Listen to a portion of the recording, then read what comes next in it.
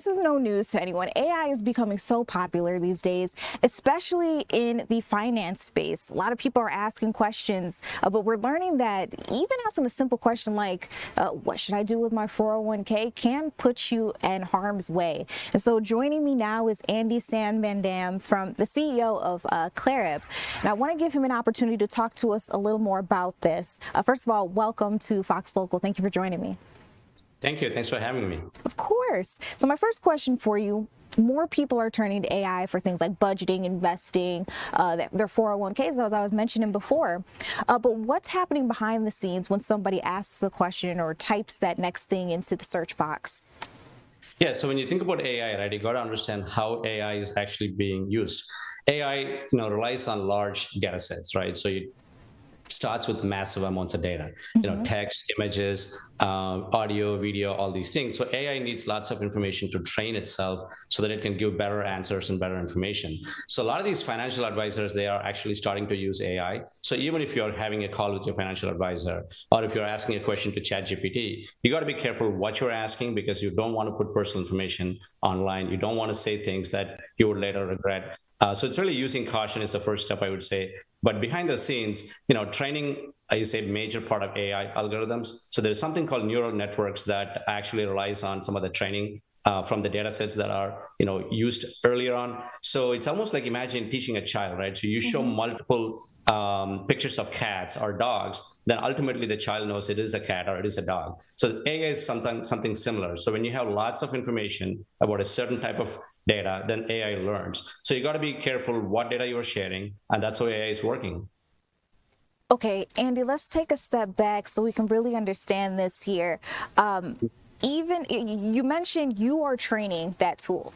So even those small things, you think you're not giving out any personal information, but even those things could put you in harm's way. Am I getting that right? Yes, even those things. Like, I'll give a good example, right? Okay. So imagine you're having a conversation with your a financial advisor. So the client meetings themselves, it could be happening on a Zoom, it could be happening on Google Meet. There are tools out there that are actually recording the whole conversation. We call them AI companions or AI note takers. So anything you could be saying on a call is actually being recorded to be used to train that model later on. You could be sending an email to your financial advisor, and you got to be careful what you're saying in the email, because now there are actually tools out there that could draft a response that financial planners are using that'll come back to you completely auto-drafted. They don't even have to put a prompt. It's automatically drafting a response based on the content of the email. So if you're sending an email, don't put in your tax return on the email. Don't put in your social security number. Don't put in your credit card information. Just be careful, because that information is actually being fed into AI. Oh my gosh. And I mean, take it even a step further. We hear from companies all the time. They say on their website, we don't sell your information, we don't sell your data, but apparently that's misleading. How is that misleading when it comes to something like AI? Yeah, so it is misleading, because if you go any site online these days, right, you would see a little pop-up on the bottom that says cookies, right? So Yes. we track your information using cookies. You're saying yes or no. You're saying accept all cookies or accept only required cookies and things like that. That banner that you see, that's only limited to the cookies that's placed on a browser. That doesn't talk about AI. So AI is something that's behind the scenes, that's working always in these large companies. So all the information you are sharing is automatically going to AI in many cases if they are using such tools. So imagine a large document, right? So if you're looking at tax planning, if you're looking at analyzing your documents and things like that, they are actually feeding the entire tax return to an AI model to understand how they can advise you, where to invest. Do you put money in a Roth IRA or not? Things like that. So you got to be careful on what you're sharing with your financial advisors and planners, and ask the question. When in doubt, simply ask question, hey, are you sharing this data with AI? Is this, do I give consent for that? If you don't have consent, then they're not supposed to be sharing this information with AI. That is interesting to me, because I think a lot of people don't necessarily know what is right. I mean, we're coming to the expert, so you think that whatever they tell you, whatever they ask you, whatever you're talking about in that chat should be what's happening, but that's not necessarily the case. Thank you for empowering us to ask the questions, make sure that we are safeguarded. I think that was really important.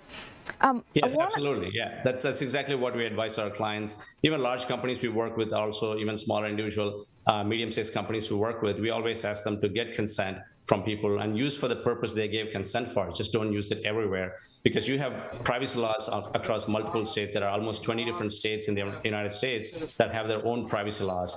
And it's really, you want to make sure that you are actually having consent before you use the data. Got it. This is starting to make more sense to me as I ask you more questions. So thank you for being patient with me as I'm trying to, understand this with our audience.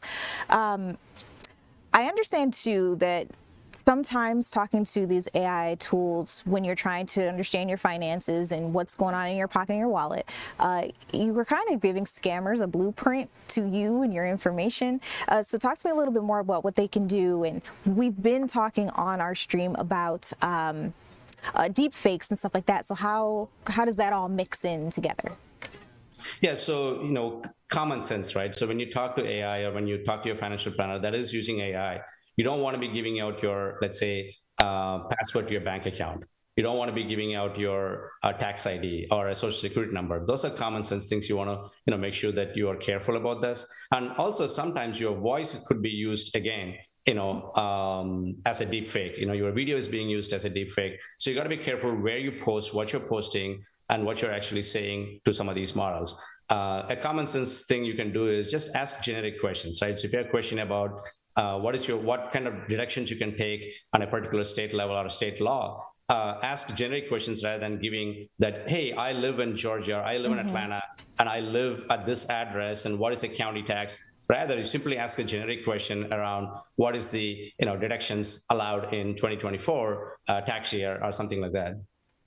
Oh, you saying tax year just made me think, taxes are coming up. A lot of people do use AI, and I hope that no one is using it to help them, with their taxes, but that could also be an issue too that we see coming up pretty soon. Yeah, that could be an issue too coming up pretty soon. And also, if you're thinking about financial planning, right? So a lot of companies use blog posts and articles if they want to create a copy for the website. If you're a small business owner, if you want to drive more traffic, and if you want to have a good blog post, it's okay to use AI because it's going to make your job a lot faster and easier. You're able to get the copy done, and you're able to get the blog post and drive more traffic. But then don't want to be putting in personal information there. Got it. Well, thank you so much for joining me, for giving me more insight on this topic, and for walking our audience through this as well. This is very important, especially right before the holidays. Like I said, right before taxes. AI is not going anywhere. Most of us aren't going to stop using it. So it is important that we know how to do it safely. Thank you so much. This has been Andy Sambandam visiting with us, the CEO of Clarip. And no problem. Of course, we wanted to have you.